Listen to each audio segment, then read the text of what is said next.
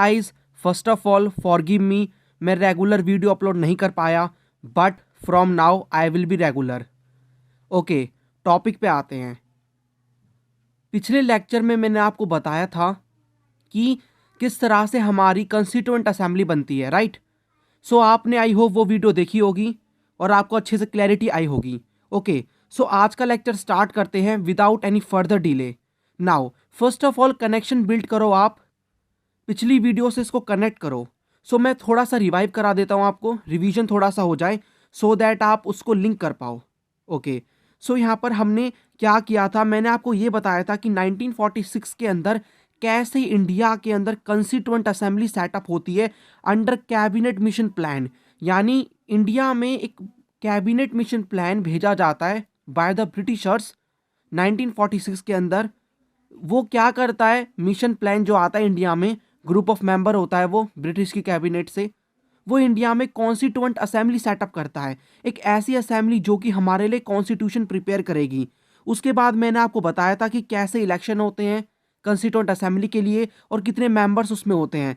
और मैंने आपको ये भी बताया था कि मुस्लिम बाइकआउट कर देती है कॉन्स्टिट्यूएंट असेंबली को because they wanted separate constituent assembly for their country Pakistan. Alright, उसके बाद मैंने आपको बताया था कि क्या क्या इंपॉर्टेंट जो लीडर्स थे उनका क्या क्या रोल था। फॉर एग्जांपल सरदार पटेल का क्या रोल था, राजेंद्र प्रसाद जो कि प्रेसिडेंट थे। ओके, मैंने आपको सब कुछ बताया था। आपने अगर वीडियो नहीं देखी है तो you can watch that video also. उसके बाद मैंने आपको मीटिंग्स के बारे में बताया था कि जब थर्ड मीटिंग होती है कंस्टिट्यूएंट असेंबली की 13 दिसंबर 1946 के अंदर, उसमें क्या होता है, ऑब्जेक्टिव रिजोल्यूशन देते हैं नेहरू। ओके, ऑब्जेक्टिव रिजोल्यूशन में क्या बोला जाता है, ऑब्जेक्टिव रिजोल्यूशन में ये बोलते हैं नेहरू कि हमारा क्या मेन मोटिव है कॉन्स्टिट्यूशन बनाने का, हम करने क्या जा रहे हैं। बाद में यही ऑब्जेक्टिव रिजोल्यूशन बन जाता है इंडिया का प्रियम्बल। नाउ इस वीडियो में मैं आपको ये बताऊंगा कि कौन से ऐसे टॉपिक्स थे जिनको लेके बहुत डिबेट होती है, कई सारे दिन चले जाते हैं कॉन्स्टिट्यूएंट असेंबली में। आपको पता होगा कि कोई भी अगर हम पॉइंट बना रहे हैं, कोई भी चीज को इंक्लूड कर रहे हैं, वो तो कॉन्स्टिट्यूशन था, तो उसको डिबेट, उसमें डिबेट होगी, डिफरेंट डिफरेंट लोग अपने व्यूज को देंगे। तो ऐसे ही कुछ टॉपिक्स थे जिनको लेके बहुत बड़ी डिबेट हुई थी, क्या क्या डिफरेंट डिफरेंट मेंबर्स ने अपने व्यूज दिए थे, वो सब हम देखेंगे। तो पहले मैं आपको ये बता देता हूं कि वो कौन कौन से टॉपिक्स हैं जो कि आपकी बुक में हैं, जो कि हॉटली डिबेट किए जाते हैं in the Constituent Assembly. So read this, there was a debate in the Constituent Assembly on many topics, some topics which were hotly debated are, उनमें से कुछ टॉपिक्स जो कि बहुत डिबेट हुए थे, हॉटली डिबेट हुए थे कॉन्स्टिट्यूएंट असेंबली में, वो ये हैं। Okay, so first topic was problem of separate electorate. Now मैं आपको इस वीडियो में यही टॉपिक बताऊंगा कि सेपरेट इलेक्टोरेट क्या है। ओके, कैसे सेपरेट इलेक्टोरेट की जो प्रॉब्लम थी उसको डिबेट किया गया और डिफरेंट डिफरेंट मेंबर्स ने अपने अपने व्यूज को दिया। ओके, उसके बाद मैं आपको यह बताऊंगा कि कैसे पावर ऑफ द स्टेट, यानी कि सेकंड वीडियो में हम बात करेंगे इन दोनों की, सेकंड वीडियो में पार्ट 3 में, पावर ऑफ द स्टेट, किसको ज्यादा पावर दी जाए, सेंटर को, स्टेट को, या फिर यूएसए की तरफ फेडरलिज्म बनाना चाहिए। इट मींस पावर को इक्वल रखें। इसको लेके भी डिबेट हुई, किस मेंबर ने बोला कि नहीं हमें सेंटर को स्ट्रांग बनाना चाहिए, किसी ने बोला नहीं स्ट्रांग बनाना चाहिए स्टेट को, आई मीन बैलेंस करना चाहिए सो दैट जो सेंटर है उसके पास ज्यादा काम का बर्डन ना बने। तो ये सारी चीजें थी। और एक और इंपॉर्टेंट चीज जिसके बारे में बहुत कम लोग जानते हैं, लैंग्वेज ऑफ द नेशन। बहुत लोगों का मानना यह रहता है हिंदी इंडिया की नेशनल लैंग्वेज है। मैं कहूंगा बिल्कुल गलत। Hindi is not the national language of India, Hindi is the official language of India. तो जो लैंग्वेज था कि किस लैंग्वेज को इंडिया की नेशनल लैंग्वेज बनाया जाए, इस टॉपिक को बहुत डिबेट किया जाता है और बहुत सारे लोग डिफरेंट डिफरेंट व्यूज को देते हैं और एट लास्ट क्या सोल्यूशन निकलता है वो भी मैं आपको बताऊंगा। सो फिर से आते हैं अपने टॉपिक पे जो कि है problem of separate electorate. Now आपको पता होगा कि इंडिया के अंदर उस समय कितनी सारी माइनॉरिटीज थी, रिलीजियस माइनॉरिटीज थी, कास्ट माइनॉरिटीज थी, जितनी भी बहुत सारी काफ़ी माइनॉरिटीज थी। तो जब कॉन्स्टिट्यूशन बना रहे थे हमारे फादर्स, कॉन्स्टिट्यूशन फादर्स, उनके माइंड में एक क्वेश्चन आया कि जो भी हमारे माइनॉरिटीज हैं, कोई भी माइनॉरिटी हो, आप रिलीजियस माइनॉरिटी भी बोल सकते हो, आई मीन कोई भी बुद्धिज्म है, कोई भी जैन को फॉलो करने वाले लोग हैं, ये जो भी माइनॉरिटीज है जिनके परसेंटेज बहुत कम है, या फिर कास्ट में माइनॉरिटीज है, for example SC ST OBCs, ये सारे लोग। तो ये जितने भी माइनॉरिटीज़ हैं उनके राइट्स को कैसे डिफाइन किया जाएगा। ओके तो ये 3 मेन क्वेश्चन आए, जिनमें से पहला क्वेश्चन ये था कि कैसे जो राइट्स हैं इन सिटीजन्स के जो कि माइनॉरिटी कम्युनिटी से बिलोंग करते हैं उनके राइट्स को कैसे डिफाइन किया जाएगा। ओके सो राइट्स को डिफाइन करने का मतलब क्या उन्हें कोई स्पेशल राइट्स दिए जाएंगे। ओके अब यहाँ पर ये what rights would minorities have, कौन से राइट्स माइनॉरिटीज को मिलेंगे, कुछ अलग मिलने वाला है उनको। ओके क्योंकि उन्हें बहुत कुछ सफ़र करना पड़ा है और वो माइनॉरिटीज़ भी हैं, क्योंकि माइनॉरिटीज़ हैं तो फिर ऐसा होगा कि उनको ये डर लग रहा था कि मेजॉरिटी कम्युनिटी माइनॉरिटी पे डोमिनेट ना करे, उनको दबा के ना रखे, इसीलिए यहाँ पर माइनॉरिटीज़ के जो राइट्स हैं उनकी डिमांड उठ रही थी। और कुछ लोगों ने ये बोल दिया कि सेपरेट इलेक्टोरेट को ही कंटिन्यू रखो, जब भी तो डिबेट होती है इस टॉपिक के ऊपर। Okay third point, who could be defined as minority. अब ये क्वेश्चन भी आ गया कि माइनॉरिटी किसको कहेंगे हम, कोई कम्युनिटी है जिसके इतने परसेंटेज है, क्या वो लिमिट हमें एक डिफाइन करनी होगी कि उस लिमिट तक परसेंटेज की जो पॉपुलेशन है उस कम्युनिटी की उसी को ही हम माइनॉरिटी कहेंगे। ओके अब यहाँ पर क्या है, कुछ लोग ऐसे बोलते हैं कि minority should get special rights such as separate electorate. कुछ लोग ऐसा बोल देते हैं कि जो माइनॉरिटीज़ हैं उनको हमें स्पेशल राइट्स देने चाहिए, फॉर एग्जाम्पल सेपरेट इलेक्टोरेट। इसका मतलब क्या है आपको मैं अभी बताता हूँ, सेपरेट इलेक्टोरेट का मीनिंग क्या होता है, ब्रॉडली मैं आपको समझाऊंगा। This topic was hotly discuss in the assembly, different members gave their opinions. So ये जो टॉपिक था कि एक दो मेंबर्स ने बोला, काफ़ी मेंबर्स ने बोला कि सेपरेट इलेक्टोरेट देने चाहिए माइनॉरिटीज़ को, सो दैट वो भी अपने राइट्स को एंजॉय कर पाए, उनका इक्वल रिप्रेजेंटेशन हो एजुकेशनल इंस्टीट्यूशंस में और एडमिनिस्ट्रेशन में। सो फर्स्ट ऑफ ऑल मैं आपको ये बताता हूँ जो कि बुक के अंदर अच्छे से नहीं एक्सप्लेन किया हुआ, सेपरेट इलेक्टोरेट का मीनिंग क्या होता है। Okay so let's see what is the meaning of separate electorate. तो मैं आपको बताता हूँ कि सेपरेट इलेक्टोरेट का मीनिंग क्या होता है। सपोज करो कोई प्लेस है, ओके कोई प्लेस है जिसके अंदर 100 पीपल हैं, ओके 100 पीपल हैं, उसके अंदर 100 उसकी पॉपुलेशन है, उनमें से जो 70 हैं वो मुस्लिम्स हैं एंड उसमें से जो 30 हैं वो अदर्स में आ गए, कोई हिंदू कुछ भी हो सकता है। सो जो 70 है इस इस प्लेस के अंदर वो मुस्लिम है, इसका मतलब मुस्लिम मेजॉरिटी में है। अब होगा क्या, सपोज इस एरिया में इलेक्शन कंडक्ट कराने हैं तो जो राइट टू कॉन्टेस्ट होगा ना, इलेक्शन में कौन खड़ा होगा वो मुस्लिम्स को ही मिलेगा। ओके कोई मुस्लिम मेंबर ही इलेक्शन में खड़ा हो सकता है और उसको जो वोट दी जाएगी वो मुस्लिम्स ही देंगे, कोई हिंदू नहीं देगा, कोई अदर कम्युनिटी जो कि माइनॉरिटी बन गए हैं ओके यहाँ पर तो माइनॉरिटी नहीं देंगे। ये है सेपरेट इलेक्टोरेट। ओके तो इसका मतलब क्या है कि मुस्लिम के अलग इलेक्शन हो रहे हैं, कोई दूसरी कम्युनिटी है रिलीजियस कम्युनिटी उसके अलग इलेक्शन हो रहे हैं। ये जो पॉलिसी थी ना, ये पॉलिसी थी ब्रिटिशर्स की, हमारी पॉलिसी नहीं थी ये। हमारे कुछ मेंबर बोल रहे थे, सरदार पटेल का व्यू मैं आपको बताऊंगा, आपको क्लियर होगा। ओके तो ये जो पॉलिसी है इससे यूनिटी ब्रेक हो जाएगी, इसीलिए काफ़ी जो लोग थे उनको डर लग रहा था कि ऐसा नहीं करना चाहिए। तो मैं आपको पूरा अच्छे से एक्सप्लेन करता हूँ। ओके नाउ अब हम व्यूज़ के ऊपर देते हैं कि कौन कौन से जो मेंबर्स थे वो अपना क्या क्या व्यू देते हैं। ओके अब क्वेश्चन कैसे आएगा एग्जाम में, क्वेश्चन आ सकता है कि प्रॉब्लम जो थी सेपरेट इलेक्टोरेट की उसको सॉल्व कैसे किया गया, may be asked in the 8 marks. अब आपको उसमें क्या लिखना है, डिफरेंट जो लोग हैं उनके व्यूज़ को मेंशन करना है, आपको नेम याद रखना है उन मेंबर का, उन्होंने क्या कहा उसको याद रखना है। जरूरी नहीं है कि उन्होंने जो कहा है उसको आप उसको मगअप करोगे बुक में से, उसको आप अपने वर्ड्स में भी लिख सकते हो, बट उसका जो मीनिंग है वो करेक्ट होना चाहिए। 1 मार्क्स में भी क्वेश्चन आ सकता है, फॉर एग्जाम्पल प्रीवियस ईयर में क्वेश्चन आए थे, जैसे कि किसी मेंबर का कोई भी व्यू लिख दिया और आपको ऑप्शन दे दिए कि ये जो लाइंस थी ये किसने बोली थी। ओके तो अगर आपने समझा हुआ है, मेरे से समझा, किसी और से भी समझा, you will be able to do that question. Okay now अब मैं आपको डिफरेंट मेंबर्स का व्यू बताऊंगा। सो ये मैंने पैराग्राफ में लिखा है, आप इसको पॉइंट्स में भी लिख सकते हो, no problem. Okay so B Pocker Bahadur जो कि मेंबर थे, B Pocker Bahadur on 27 August, ये मद्रास से थे, उन्होंने क्या बोला, आप पहले रीड कर रहा हूं मैं, आप सुनो। Said to continue separate electorate, उन्होंने ये बोला minorities exist in all lands, argued Bahadur. The need was to create a political framework in which minorities could live in harmony with others and the differences between communities could be minimized. This was possible only if minorities were well represented within political system, their voice heard and their views taken into account. only separate electorate would ensure that Muslim had a meaningful voice in the governance of the country. उन्होंने ये बोला, वो favour में थे separate electorate के, उन्होंने ये बोला कि जो माइनॉरिटी है वो हर जगह एग्जिस्ट करती है, अब हमें क्या करना होगा, एक ऐसा पॉलिटिकल फ्रेमवर्क तैयार करना होगा जिसमें ये जो माइनॉरिटीज़ हैं वो हार्मनी के साथ रह सके, यानी पूरी इज्जत के साथ रह सके, और जो डिफरेंसेस है इन कम्युनिटी में और जो अदर कम्युनिटी हैं उनमें वो कम हो। अब वो ये बोलते हैं कि ऐसा पॉसिबल तभी होगा तब इनको वेल रिप्रेजेंटेशन मिलेगी पॉलिटिकल सिस्टम में। इट मीन्स लोकसभा, राज्यसभा, इन सब में उनको रिप्रेजेंटेशन मिलेगी, उनकी वॉइस को सुना जाएगा, उनके व्यूज़ को अकाउंट में लिया जाएगा।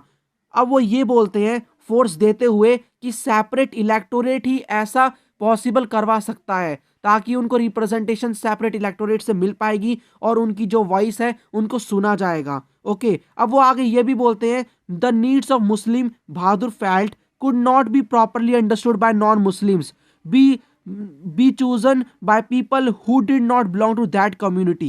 Okay, so वो आगे ये बोलते हैं कि सपोज वो एग्जांपल देके बोलते हैं कि जो नॉन मुस्लिम्स हैं वो मुस्लिम की जो भी प्रॉब्लम्स हैं, जो भी चीज़ें हैं, नीड्स हैं, उनको समझ नहीं पाएंगे। इसीलिए वहाँ पर क्या होगा, वहाँ पर अगर सेपरेट इलेक्टोरेट नहीं देंगे तो खाली जो मेजॉरिटी कम्युनिटी है उन्हीं का डोमिनेंस होगा, वही इलेक्शन में जीतेंगे। ओके, सब कुछ वही उन्हीं का ही होगा, तो नीड्स को वो समझेंगे नहीं और जो माइनॉरिटीज़ है वो ख़त्म होती जाएंगी। ओके, वो तो डोमिनेंस से ही पूरी एक तरह से डिस्ट्रॉय हो जाएंगी। ओके, तो ये उनके एक तरह से वर्ड्स थे। वो ये कहना चाह रहे हैं कि जो माइनॉरिटीज़ हैं उनको रिप्रेजेंटेशन के लिए क्या दिया जाए, सेपरेट इलेक्टोरेट दिया जाए। So he was in the favour of separate electorates. Now this demand for separate electorate increase anger and dismay among most nationalist. अब ये जो डिमांड की थी बहादुर ने, उससे क्या हुआ, उससे जो लोग थे वो गुस्से में आ गए और उन्होंने ये बोला कि हमें ऐसा नहीं करना चाहिए, सेपरेट इलेक्टोरेट नहीं देना चाहिए। और उसी के बाद से डिबेट स्टार्ट हो जाती है, और ये एक दिन की डिबेट नहीं होती, ये बहुत लंबे समय तक के लिए डिबेट होती है। ओके, अब यहाँ पर क्या है, जो मेंबर्स है different members start giving their arguments against separate electorate. This will divide the nation, said according to some it was like the British divide and rule policy. Now यहाँ पर कुछ लोग अगेंस्ट में बोलते हैं सेपरेट इलेक्टोरेट के, और उनमें से कुछ मेंबर ऐसा बोलते हैं कि ये जो सेपरेट इलेक्टोरेट की पॉलिसी है ये तो ब्रिटिश की डिवाइड एंड रूल पॉलिसी है, क्योंकि ब्रिटिशर्स ने क्या किया था, ब्रिटिशर्स ने इसी पॉलिसी को स्टार्ट किया था। वो कम्युनल अवार्ड लेकर आए थे, 1919 का एक्ट लेकर आए थे। ओके, तो इससे उन्होंने क्या किया, उससे उन्होंने जो इंडियंस थे उनके बीच में यूनिटी को ब्रेक कर दिया, माइनॉरिटीज़ की फीलिंग लेकर आ गए और अपना अपना सब जगह इलेक्शन हो रहे हैं, तो उससे जो यूनिटी थी वो ब्रेक हो गई एक तरह से। तो लोग ये बोलते हैं कि ये तो ब्रिटिशर्स की पॉलिसी थी, हमें इस पर वर्क नहीं करना चाहिए, ये तो उनकी पॉलिसी थी यूनिटी ब्रेक करने के लिए ताकि वो इंडिया पे रूल कर सके। ओके, उसके बाद जो आरवी धुलेकर, अनदर जो मेंबर हैं धुलेकर, वो बहादुर से ये बोलते हैं with the help of it they allowed you minorities to a long lull, give it up now there is no one to misguide you. So यहाँ पर जो एल्योर्ड है उसका मीनिंग यहाँ पर क्या होता है, अट्रैक्शन। ओके, स्ट्रांगली अट्रैक्शन, और लल का मतलब साइलेंट। इसका मतलब वो कहना चाहते हैं कि अगर जो ये सेपरेट इलेक्टोरेट है उसकी मदद से क्या होगा, उसकी वजह से साइलेंट की तरफ अट्रैक्ट हो जाएंगी माइनॉरिटीज़। इसका मतलब वो एक तरह से अलग हो जाएंगी। ओके, उनसे अलग हो जाएंगी, मेजॉरिटी से, जो मेजॉरिटी कम्युनिटी है उनसे अलग हो जाएंगी। इसलिए वो बोलते हैं give it up now there is no one to misguide you. Okay, तो वो एक तरह से किसके अगेंस्ट में थे, सेपरेट इलेक्टोरेट के। उसके बाद यहाँ पर पटेल के व्यू को आप देखो। सो सरदार पटेल क्या बोलते हैं, it was a poison that has entered the body polity of our country, divide the nation, increase bloodshed. तो वो ये बोलते हैं कि हमारी एक तरह से ये सेपरेट इलेक्टोरेट एक पॉइजन है जो कि हमारी जो पॉलिटिक ऑफ आवर कंट्री है, हमारी जो कंट्री है उसके अंदर एंटर कर चुकी है, और ये डिवाइड कर देगी नेशन को, ब्लड सैड को बढ़ा देगी। ओके, अब वो यहाँ पर ये भी बोलते हैं, आपकी बुक में बॉक्स है, आपकी बुक में बॉक्सेस हैं, and I believe, I hope आप उनको पढ़ोगे जाके। सो आप उनको पढ़ना, मैं आपको थोड़ा थोड़ा बता देता हूँ कनेक्टिविटी के लिए। तो वो आगे ये भी बोलते हैं कि ये जो पॉलिसी थी ये ब्रिटिशर्स की पॉलिसी है, divide and rule policy. Okay, तो मैं आपको पूरा टॉपिक बता देता हूँ वो क्या कहते हैं। वो ये बोलते हैं the British element is gone but they have left the mischief behind.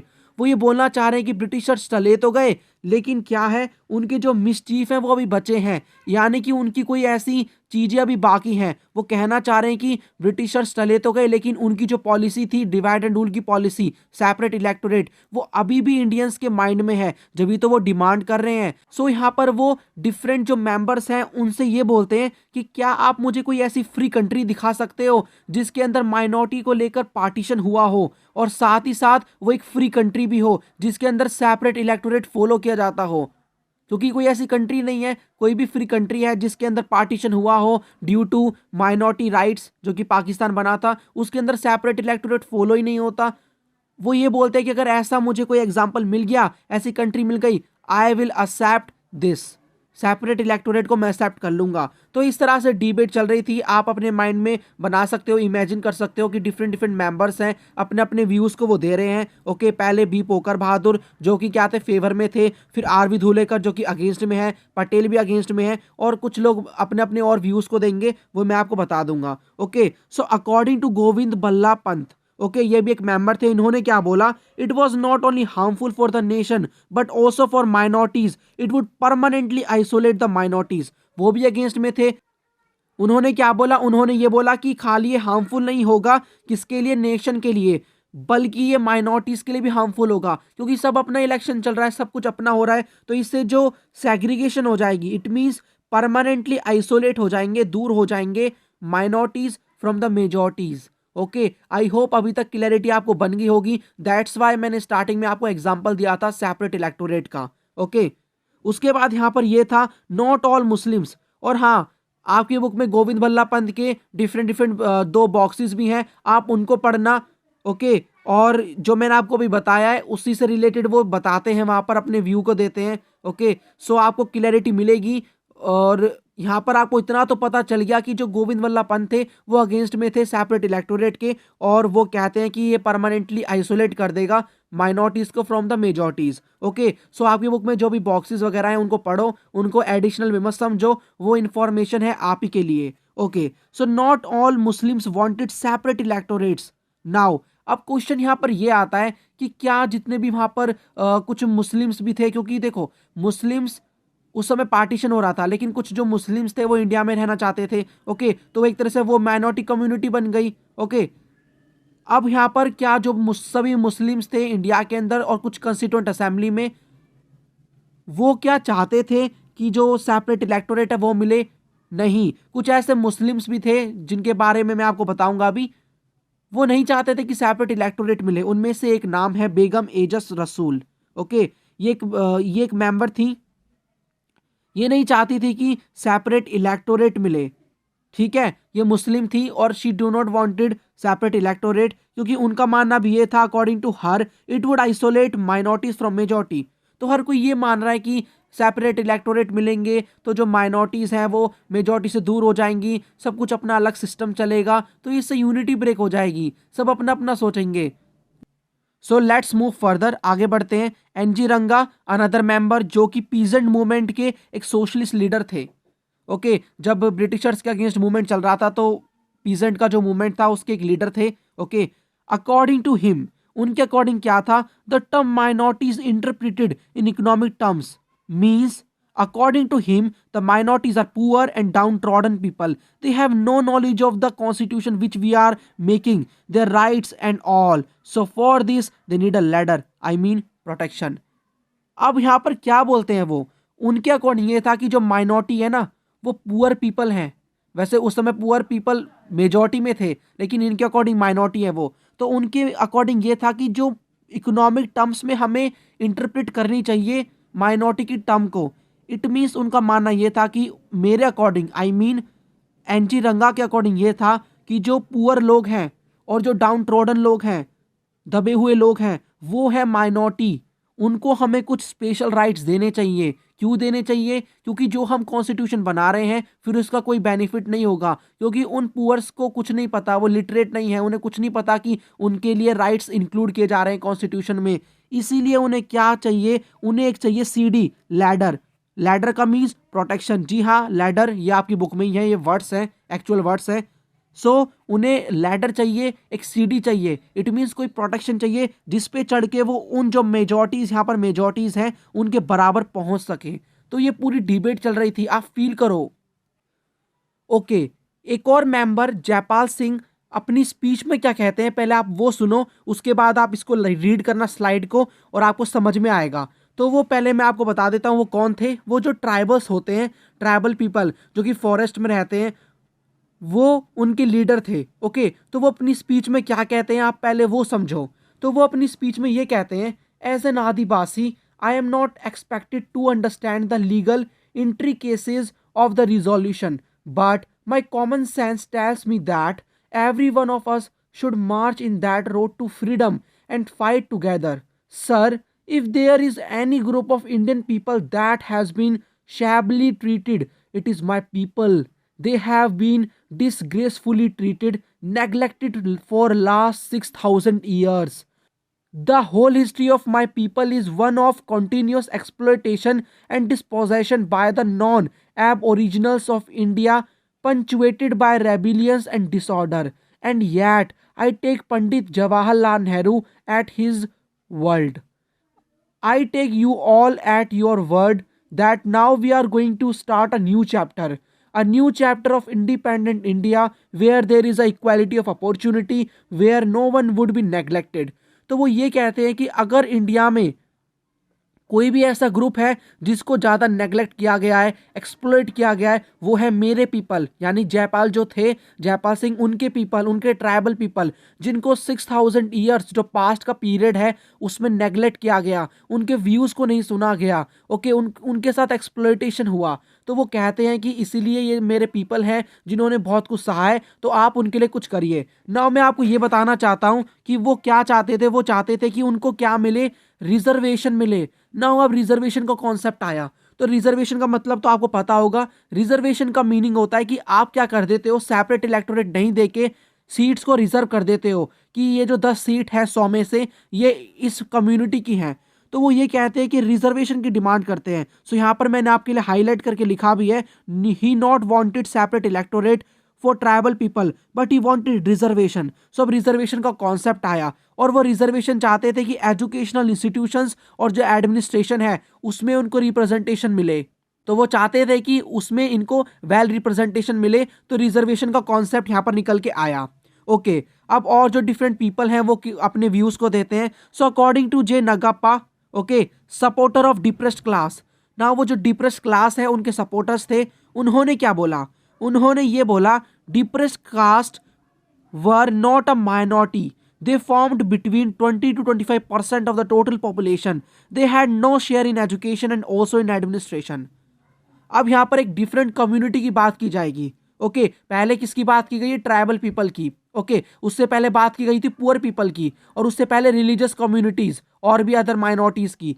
यहाँ पर बात की जा रही है डिप्रेस्ड कास्ट क्लासेस की, जो कि डिप्रेस्ड क्लासेस हैं, कास्ट हैं। ओके, आप कुछ भी कह सकते हो, SC ST, schedule caste and schedule tribes, जो कि डिप्रेस्ड क्लासेस में आती हैं।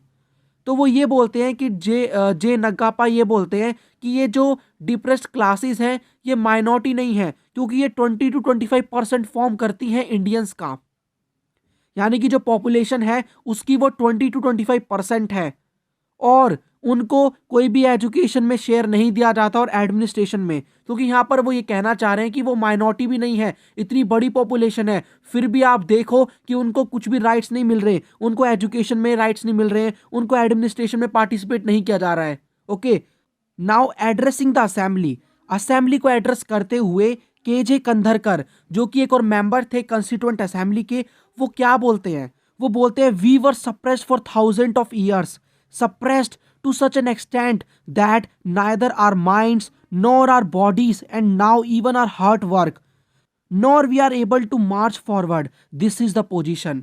ये भी डिप्रेस्ड जो क्लासेस हैं उनकी कंडीशन को बताते हैं कि हमारे जो पीपल हैं उनको सप्रेस किया गया 1000 ईयर्स से, इतना सप्रेस किया गया है कि हमारे माइंड्स, हमारी बॉडी और हमारा हार्ट भी काम नहीं कर रहा, हम आगे नहीं बढ़ पा रहे, मार्च नहीं कर पा रहे। ये पोजीशन है, सर कुछ करिए। सो जो प्रेसिडेंट थे कंस्टिट्यूएंट असेंबली के, राजेंद्र प्रसाद, उन सब के सामने ये स्पीच हो रही है, राइट।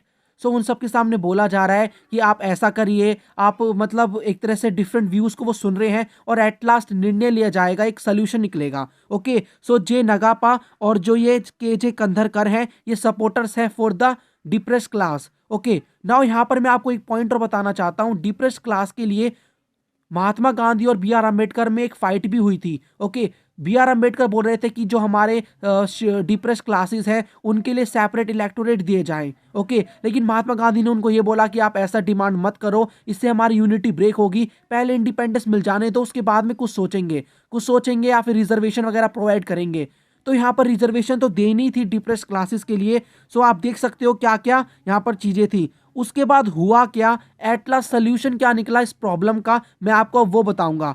सो जितने भी जो पॉइंट्स थे, जितने भी मेंबर्स ने अपने अपने व्यूज को दिया था, उन सबको माइंड में रखते हुए सोल्यूशन निकाला गया कि ठीक है, जो डिप्रेस क्लासेस हैं इनको रियलिटी में बहुत कुछ सहना पड़ा है पास्ट में, और इन्होंने बहुत कुछ सहा है, इनको सप्रेस किया गया, इनको टेंपल में एंट्री नहीं मिली, इनको एक तरह से बहुत बैडली ट्रीट किया गया पास्ट में। आपको मैंने बताया था कि जो पास्ट में जब हम एंशिएंट हिस्ट्री को कवर कर रहे थे कि कैसे फॉरेन ट्रैवलर्स ने उनके बारे में लिखा है कि कैसे क्या कंडीशंस थी अनटचेबल्स की, तो ये शुरू से ही हो रहा था और बहुत कुछ सहना पड़ा उनको, ये मैं भी मानता हूं। तो उसके लिए क्या किया, सीट रिजर्व कर दी।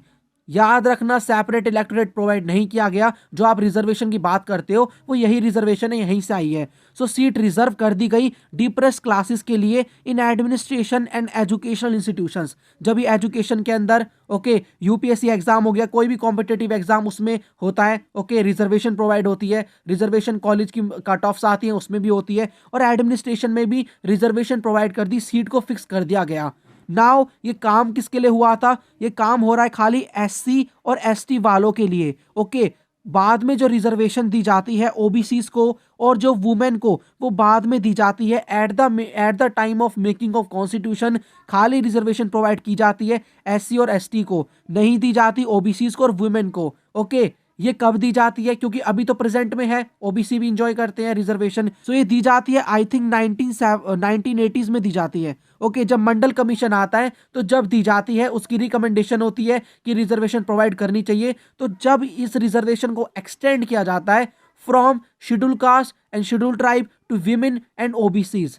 सो आई होप मैंने आपको बहुत अच्छे से समझाया होगा। ओके, सो क्लैरिटी आपके माइंड में आई होगी। तो एक बार जिस्ट मैं आपको बता देता हूं कि सेपरेट इलेक्टोरेट की प्रॉब्लम आई थी माइंड में कि जो माइनॉरिटीज हैं उनको कुछ दिया जाए, कुछ राइट्स दिए जाए। तो लोगों ने अपने अपने व्यूज को दिया, कुछ फेवर में थे सेपरेट इलेक्टोरेट के, कुछ ने बोला कि सेपरेट इलेक्टोरेट नहीं देने चाहिए, बल्कि हमारे जो पीपल हैं, जैसे कि पुअर पीपल हो गए, ट्राइबल हो गए, डिप्रेस क्लास है, उनको कुछ राइट्स मिल सकते हैं। ओके, उनको कुछ राइट्स दिए जाएं। अब वो राइट्स किस तरह से हो सकते हैं, यानी कि उनको सेपरेट इलेक्टोरेट दिए जाएं, रिजर्वेशन दी जाए, ये सब बाद में निकाला जाता है इसका सोल्यूशन। और सोल्यूशन लास्ट में ये निकलता है कि जो डिप्रेस क्लासेस हैं रियली उनको बहुत ज़्यादा सप्रेस किया गया है, इसीलिए लास्ट में उनके लिए रिजर्वेशन प्रोवाइड कर दी जाती है। ओके, सो आई होप आपको क्लैरिटी आई होगी as always. Okay, so next lecture में मैं आपको बताऊंगा कि कैसे जो स्टेट और जो सेंटर की पावर है उसको लेके डिबेट होती है कि इंडिया को यूनिटरी बनाया जाए या फेडरलिज्म लेकर आए या फिर quasi federal. Okay, quasi federal आपने काफ़ी बार सुना होगा for India. So quasi federalism India में आता है। ओके, ये सब मैं आपको बताऊंगा। साथ ही साथ ये बताऊंगा कि नेशनल जो लैंग्वेज की पॉलिसी थी उसके ऊपर कैसे डिबेट होती है, क्योंकि जो साउथ के लोग थे वो बोल रहे थे कि नहीं, हिंदी को नहीं बनाना चाहिए नेशनल लैंग्वेज, नॉर्थ के बोल रहे थे हिंदी को बनाना चाहिए। So I will tell you कि क्या सोल्यूशन निकलता है, क्या डिबेट होती है। Okay, so this is the end of this video. Thanks for watching and as always God bless you all.